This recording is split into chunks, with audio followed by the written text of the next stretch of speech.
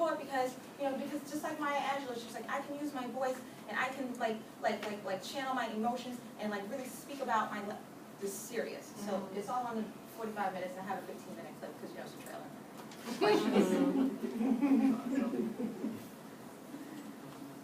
New teacher asks, do you have a rubric for students for like what their poem or song like has to be? Or excellent question. I always have rubrics that incorporate academics as well as creativity, because I believe that in order for you to do social justice art, which is like the buzz now, there needs to be an aesthetic. So an aesthetic for the art as well as academic goals as well. So like, what vocabulary are you including? How much did you interrogate? All of these different sources that you're finding, so that you're not just biased in one particular way academically, and you're not just free-flowing or whatever, but like have some type of like master artist that you're looking to, and then also find a way in which your art can be relatable to your audience. Definitely a lot of the choral techniques definitely work with me. What you know, what you don't know, you don't know. I asked the students that as well in terms of like all these different topics that they wanted to explore.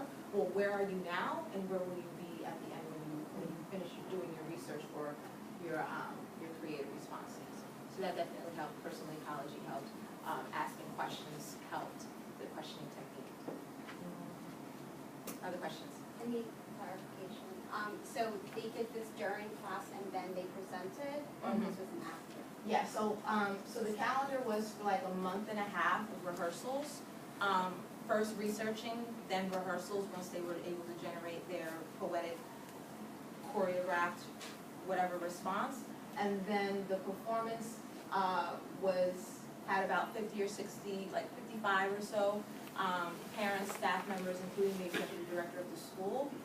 It was fully catered, and it was all student-led. They did it themselves. So definitely the workshop on student-led definitely helped as well, because usually like I'm like, okay, I'm like this with the kids, and this time I was like, no. So like even this interview, I was like, run it, talk. So they loved that. They were the MCs. They generated questions for the audience as well, and played like word association games. Like, when you think of racism, what else do you think of? Like, tell me. So they did all of it. It was great, because then you really watch them like grow and shine, and they love it more because they own it. I'm wondering have you gotten any feedback from other teachers or students, whether this is carrying into other classes? There's a clip in there.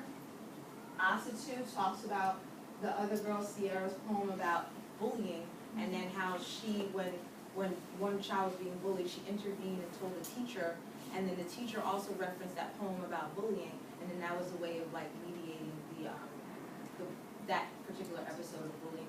It's all on there, the 15-minute clip. And I interviewed the director of the school, and she was also very pleased, because this is 2 years in a row that it's happened. Not to paint the most rosy picture, it's not all like stars and stripes. I mean, like, it's very, very, very hard work, because again, the priority is they need to read, they need to write, tutoring. Our school has like a maybe 6% pass rate in like the whole for math and ELA. So we're dealing with like that. We're dealing with like, even if you get like a high 2, how many rehearsals did you go to? It could have been a 3. So these are the push and pull factors to facilitating something like this and pulling it off. One more question.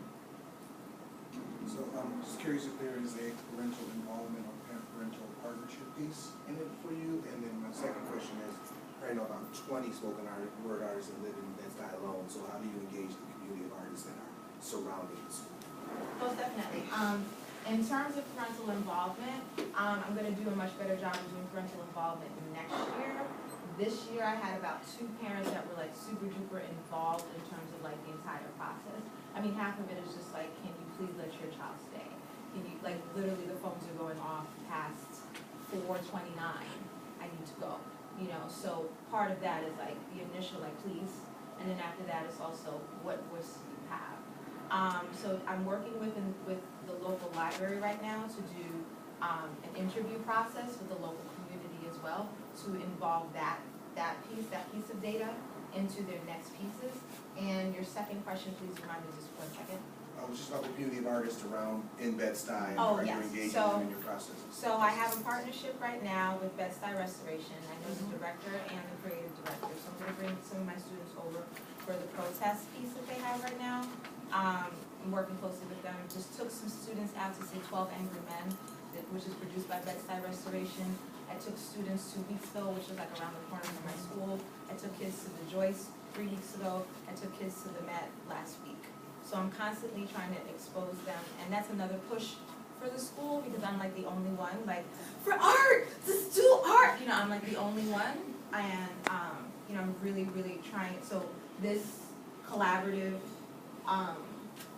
iteration of Still I Rise was like one more push to get the whole school involved, into seeing that incorporating art is a way of speaking to their community and activating not only their agency, but also their academics, because they just get so excited to stay in school and research and research and research so much more. So I'm trying my best to get them, one, in Bed-Stuy with my partnership now with Bed-Stuy Restoration, and then also outside of Bed-Stuy too. Like, there was teen night at the Met just last week, so I took like a few kids, like 4 or 5 kids out for that too. And that is done. Okay,